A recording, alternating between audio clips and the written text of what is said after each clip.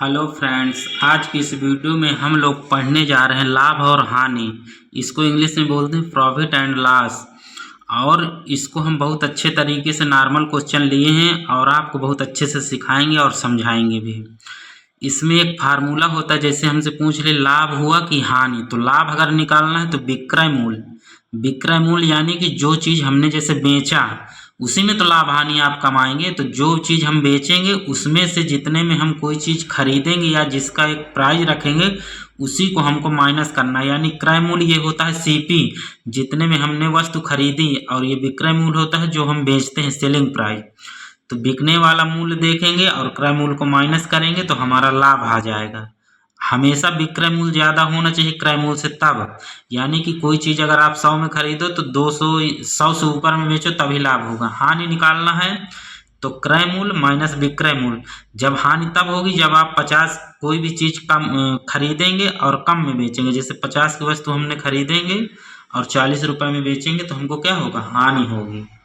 इस प्रकार से करना है। इसी में दोस्तों हमने नोट करके लिखा है, लाभ तथा हानि सदैव वस्तु के क्रय मूल्य पर गिनी जाती है। यानी कि जो लाभ हम लोग निकालेंगे, जो हानि निकालेंगे, उसकी गणना हम लोग मतलब क्रय मूल्य पर ही निर्भर करेगी। क्रय मूल्य कितना है तभी आपको हानि और लाभ का पता चलेगा। तो आइए इन्हीं के बेस पर, इन्हीं सूत्रों के आधार पर हम लोग कुछ क्वेश्चन कर लेते हैं। पहला क्वेश्चन है दोस्तों, रोहित ने एक वस्तु 1200 में खरीद कर 1600 में बेच दी, तो बताइए उसे कितना लाभ हुआ या कितना हानि। इसमें हमसे प्रतिशत नहीं पूछा, सिर्फ लाभ या हानि पूछा है कि कितने रुपए का उसको लाभ हुआ या हानि। तो देखो दोस्तों, रोहित ने एक वस्तु 1200 में खरीदी और 1600 में बेच दी, यानी कि जितने में खरीदी उससे ज़्यादा में बेचेगा तभी तो उसको लाभ होगा। तो इस क्वेश्चन में लाभ होगा, कितने का होगा वो चीज़ हम निकाल रहे हैं। तो सबसे पहले हमको क्या करना है, लिखना है वस्तु का क्रय मूल्य। वस्तु का क्रय मूल्य यानी कि उसकी लागत, जितने में उसने खरीदा है, क्रय किया है। तो क्रय मूल्य है हमारा 1200 रुपये। 1200 रुपये यही। फिर इसके बाद हमको निकालना है वस्तु का विक्रय मूल्य। तो हम लोग वस्तु का विक्रय मूल्य, विक्रय यानी कि जिसमें बेचा गया है, तो वस्तु का विक्रय मूल्य हो जाएगा दोस्तों 1600 रुपये। 1600 रुपये। अब इसके बाद हमको निकालना है कि लाभ हुआ कि हानि। तो आप समझ लीजिए, क्या समझेंगे, क्रय मूल्य से ज़्यादा है विक्रय मूल्य तो उसको क्या होगा, लाभ ही होगी, लाभ होगा। अगर क्रय मूल्य से ये विक्रय मूल्य ज़्यादा होता है तो लाभ होता है, अगर क्रय मूल्य से कम होता है तो हानि होती है। तो हम लोग निकालेंगे लाभ बराबर, लाभ निकालना है तो लाभ बराबर विक्रय मूल्य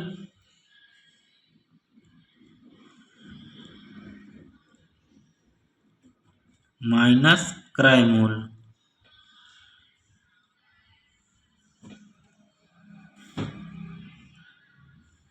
तो विक्रय मूल्य हमारा कितना है, 1600 रुपये।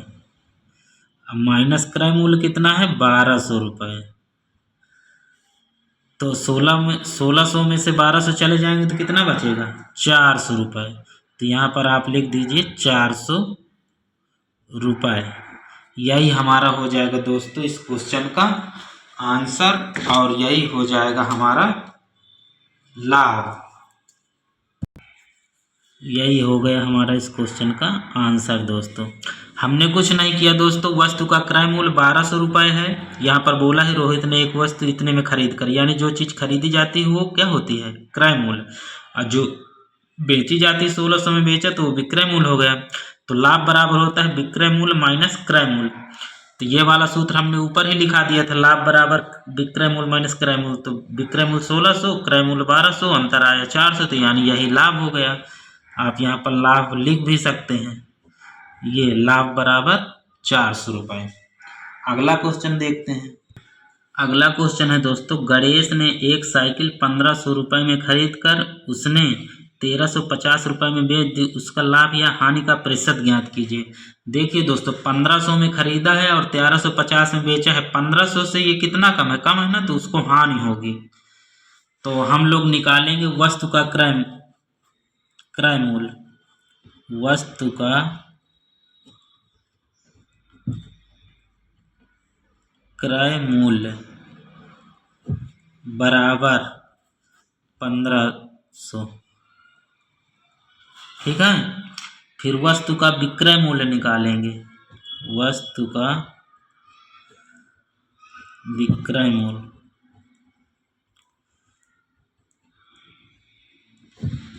बराबर 1350।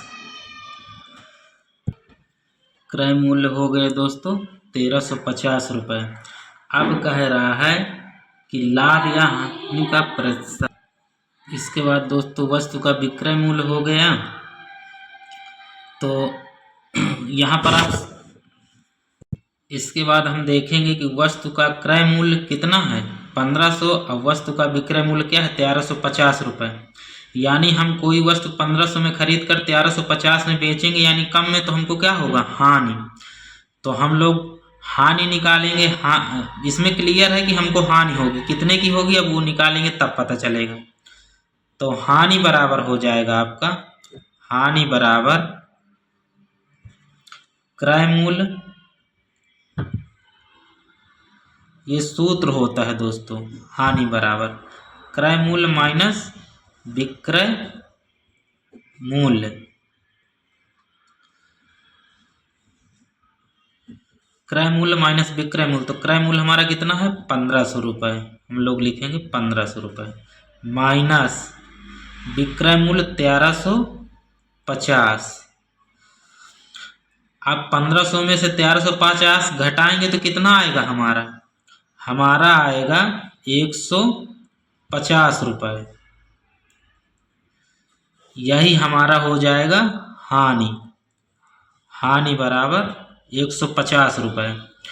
अब इसी में हमसे बोला है हानि का प्रतिशत निकालना है, तो हम लोग यहाँ पर निकाल लेंगे, यानी कि हानि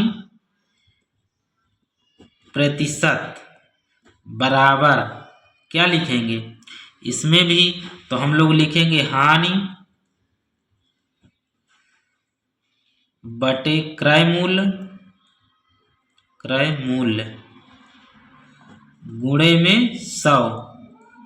प्रतिशत निकालने के लिए गुणे में 100 करना पड़ता है। क्रय मूल्य हो गए, तो इसी पे हम लोग क्या करेंगे, मान रख देंगे, हमारा आ जाएगा आंसर। तो हम लोग जब मान रखेंगे तो कैसे लिखेंगे, हानि प्रतिशत निकालना है ना, हानि प्रतिशत बराबर, हानि हमको कितने की हुई है 150 रुपए की, ये लिखा है। बटे में हमको क्या करना है, क्रय मूल्य लिखना है। तो क्रय मूल्य हमारा कितना है, क्रय मूल्य 1500 रुपये, तो 1500 डाल देंगे, 1500 लिख देंगे। अब हमको गुणे में 100 करना है, ये बोला है ना 100, तो हम लोग यहाँ पर 100 लिख देंगे। अब इसको हम लोग काट देंगे, तो 1 2 0 1 2 0। अब इसको काट देंगे तो 15 1 के सीधे आप 15 दाम 150 10 आया, यही हो गया हमारा 10%। यानी कि हानि प्रतिशत बराबर आप लिख सकते हैं, हानि प्रतिशत बराबर 10%। और यही हो जाएगा दोस्तों हमारा इस क्वेश्चन का आंसर जो हमसे पूछा है, हानि प्रतिशत। हानि हमारा 150 है, हानि प्रतिशत 10% है। तो दोस्तों मैं आशा करता हूं कि मेरे द्वारा बताए गए सवाल आपको बहुत अच्छे समझ में आए हों। तो दोस्तों अगर वीडियो आपको अच्छी लगे तो वीडियो को लाइक शेयर कमेंट और चैनल सब्सक्राइब जरूर करें।